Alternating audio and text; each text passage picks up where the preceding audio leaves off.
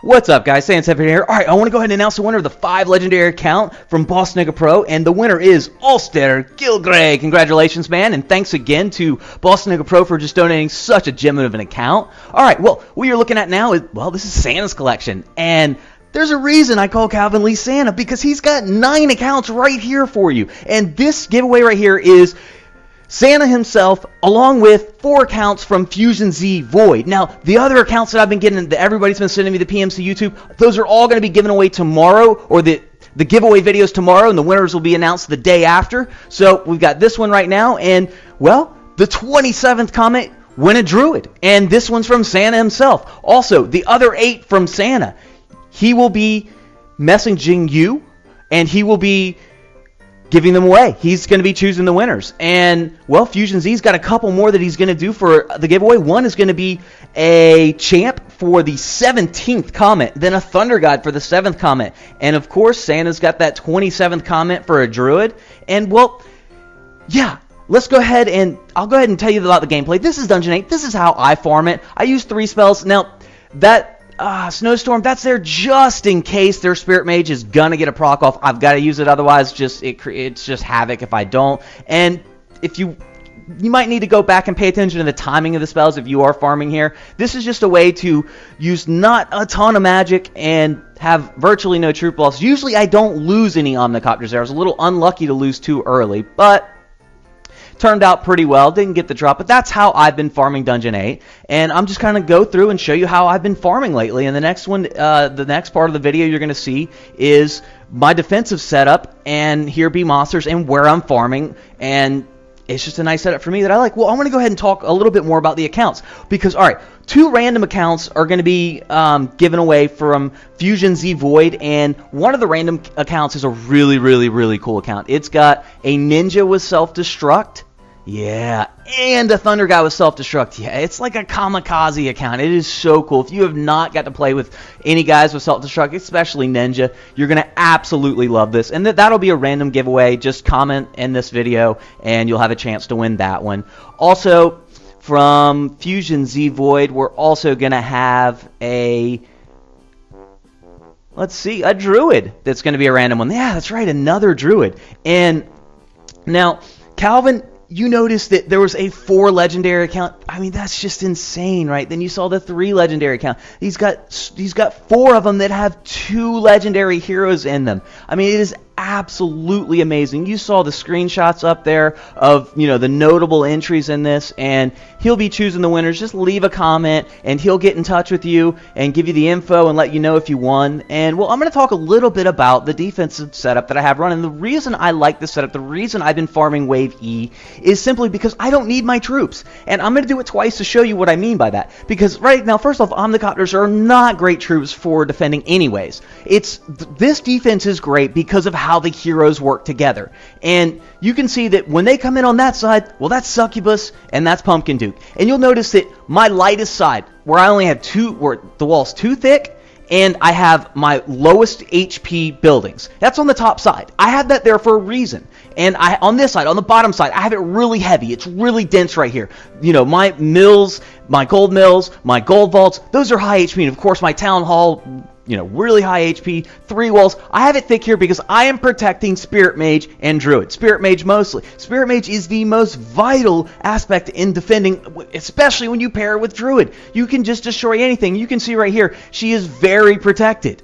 And even if they go in and get in that wall, well, they're going to have to go through that troop base first, and then Druid's going to be there with Spirit Mage to heal, get that insta-revive. You know, it's a really nice setup, and I'm really protecting myself on the back end there. Now, you'll see later on in this, on the top side, what happens when they break in on the top. And you'll see how well the heroes work together. Just having your heroes in the middle is not enough. You've got to get the right hero placement. And it's absolutely critical in this. It's really what has served me well. And from there, well, you're going to see that, let's see, they're coming in on the left side. And this is probably my weakest side where I have Succubus here. And I believe I'm going to lose her. Now, I think I'm going to change Succubus and swap her out for Ninja, because at least when Ninja dies, he goes kaboom. Again, an exploding Ninja, which you'll have a chance to win one of these. Yeah, it's crazy, right? So many accounts that are being given away on this one. And tomorrow, and there's another one tomorrow, so if you don't win this time, don't worry, because trust me, there are a ton of accounts tomorrow that I've got to go through all the messages you guys sent me. You guys have been amazing sending me all these accounts, and I've even had to turn a couple down because, I just can't handle them all. Just don't have time to get them all in there, and I've split it into 2 videos, of course, and I did this one. I figured I'd do this. These 2, one with Santa, Calvin Lee, basically, and also Fusion Z Void, couple guildies of mine, and also, well, I guess this is the 3rd guildie in a row giving away an account, huh? Boss Nigga Pro's now in Katy Perry as well, so congratulations on getting into the guild, buddy. All right, well, and you can see right here, when they break through, it's on. Thunder God, Pumpkin Duke, Druid, and Spirit Mage. They're just going to end things very, very quickly. It's over.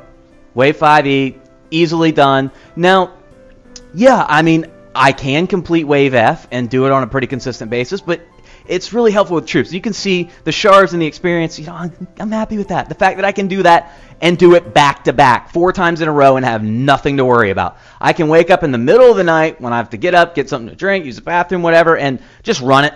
Just let it go. It can do its own thing. I don't have to worry about it. That's what, a way to farm where you get that much experience, that many shards, and you don't have to do any work. You need to find one. And because there's going to be a number of situations, let's say you're at work and you're almost hitting that max number of turns, but you really don't have time, turn on your phone, hit the button, hit the start, and just throw it in the corner, throw it in a drawer, and let it run. That's what I can do with this. That's what this setup gives me. That's why I love this wave, and I'm really loving this defensive setup. So it's something that's worked really well for me. And again, in this one, you'll get to see how well these heroes work together. Also, my towers, I do now have all of them at level 2 the range. See, the ordinaries are really, really, really crucial to have in your towers because not only do they give you +3 range for each level that they have, they also target heroes first. Yes. So if you have an ordinary with the little green circle like my towers have right there, they're going to target the heroes first. You see how they're hitting they're just absolutely destroying the heroes. You can see that, right? And then after the heroes are gone, they're going to go after the troops. And I believe they're going to break that wall up top. And watch what happens when they come in on this side. This is my weak side on my wall-wise, but it's the strongest side I have when you do break into my base because everything dies very, very quickly when you come in here. You can see that I'll have all 5 here. Well, I didn't even have a chance for Succubus to come in. They killed her first. They killed them first before she got there. But you can see that, yeah, it's weak. You can bust through the wall there, but good luck once you get inside. And here it is again on the backside where chances are you're not going to get in here because I'm really trying to protect that Spirit Mage. Because if I lose Spirit Mage early, chances are I'm not completing everything through there. On this one probably, on Wave E probably. If I'm at F though and I lose Spirit Mage, I'm not going to. It happened a couple times today and I was getting a bit frustrated with it. I was going no troops and trying to do it there and realized that I got to take a step back to go no troops. It's a difference of 5 shards, a few experience here and there. I'm not worried about resources. I don't care about resources. I have a good Smurf. I'm working that little guy hard though, but that's okay. Another thing that this mode has brought is the need for honor badges. It's more important than ever now, right? Because you're getting so much experience for all your guys. I've got so many guys that are capped at level 60, level 40 that are just sitting in my towers. I've been rotating my guys around in my towers just to grab the XP, throw in some extra might, and it's nice, I got to say that, but you got to be careful with that XP and make sure you're using it wisely. So think about that. Now, if you want to get to level 2 in the tower, it's pretty simple. You need a hero that is level 50 or above and has a talent of 3 of 9. So if that's an ordinary, you're looking at taking that skill XP, which is going to be 1,000 to get it to 2, and then it's going to be 5,000 to get it to 3. And that's really not too bad. You're thinking about that 6,000, so 5 of them, that's 30,000 experience. And previously, 30,000 experience, I used to see is a really, really high number. But, well, I mean, farming dungeon ain't really helps. But now with these shard drops that are coming through here with Here Be Monsters, shards aren't as valuable as they used to be. I get the whole 6,000 shard hero now, and I might buy him because shards aren't that difficult to get. And especially once you start leveling up and start farming Dungeon 8. That's where it's at, guys. Dungeon 8, I mean, that is where it's at. And Omnicopters, I cannot wait for my level 4s to get here. And then I'm going to insta-level them up to 5 and just, well, not insta-gold it and then just wait however many days it is Thunder God's going to drop right here. I might want to protect Thunder God more somehow with this setup. Maybe slide that tower in the middle up and put Thunder God more central, because I am noticing that I'm losing him a little too much. So it's something I'll think about and something I'll play with. But I'm loving the Pumpkin Duke where he is. I like when he's jumping out. He's staying alive enough. Absolutely love where Spirit Mage and Druid are. And you can see right there, go ahead and finish it. Grab the 36,000 experience and the 30 shards. So that works out. And well, before the end of this video, I'm just going to do a couple arena runs because I've got a full set of turns and might as well run them, right? And you can see no troops needed. Run through that. I lost a hero. That's okay. No big deal. And let's go ahead and go to that arena. I think we're going to go there now. And come on. All right, we'll just listen to the Christmas music while we wait because I have no idea what I was doing right here. Oh, that's right. I believe I was going to end the video and was thinking, okay, well, I probably need about this much time to talk, but let's hit this. See what we got. We got Dread. All right, here we go. And here's a setup that I've been running lately because it's a nice balance of if I do run into someone or if I have an open lane. It's a good DPS setup, and it's also a good setup running head on. And I'm going to end up running into him head on because, all right, you'll see my self-destruct ninja right there. And, the battery. Luckily, I get rid of it quick. You see my ninja explodes. And then what I'm going to wait for is, boom, the proc. And, just lose. So close. That's one that could have gone either way. It really could have. And the next setup I have, this is my DPS setup. I know I have an open lane. I do the most damage with this setup, so I grab the open lane. I swap out. Well, I throw in TG for my Spirit Mage. I don't use Spirit Mage because she's a little slow. When I'm using her, I want her to run into someone.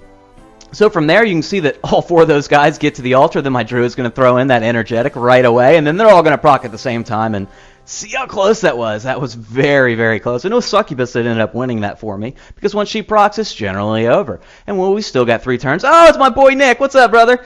We've been going back and forth in the arena a little bit. All right, well, let's see what we got. I believe I'm going to go ahead and pick middle here. And he's a guy that I want to end up in a DPS contest against. And with this setup right here, this is still a very, very good DPS setup for me. And I do choose the open lane, luckily, because I do not want to run into a squad. With that Thunder God that's Revite, and then, of course, the 5/5 Revite on the Mage, it's the level 127. Yeah, I don't want to run into him. I definitely want to find that open lane. And I ended up finding, what you'll see here is when Succubus procs, it ends. And that's a reoccurring theme. So that's something that you might want to pay attention to if you are in the arena and you're thinking about talents for Succubus. A high-level Revitalize is good. A high-level Sprint is good. Both of them really work for a DPS situation. Find that open lane and go. Oh, it's Strung Dong! You again. What's up, man? All right, well, we're going to run into him in the center, and let's see what we got. All right, we're outranked a little bit, it looks like. My ninja needs to go boom right now. Oh, look at that, right over everybody. And then my proc, come on. Yeah. There it is. All right. See, all right, that's why having a high-level Revite. Now, 5/5 Revite is an absolute godlike on a Spirit Mage, but having a 4 or 5 still is really, really, really useful, especially when you're able to pair it with something like Self-Destruct or something I really wish I had was a Pumpkin Duke, a 5/5 Revite. I think I remember seeing in my chat someone said they really didn't like their 5/5 Revite Pumpkin Duke, and I couldn't even respond. I just shook my head because a 5/5 Revite Pumpkin Duke, yeah, I think you all know what I'm talking about. Whoever sent that guy, just level up your Celebrate. That's what you need to do. That's all you need to do. Trust me.